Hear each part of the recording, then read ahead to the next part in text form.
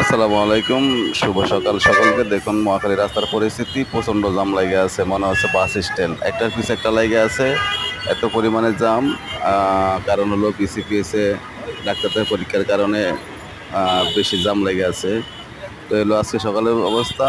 তো এই প্রতিদিনের আপডেট পেতে হলে অবশ্যই আমার চ্যানেলটা সাবস্ক্রাইব করে আমার পাশে থাকুন পরবর্তী আপডেটের জন্য।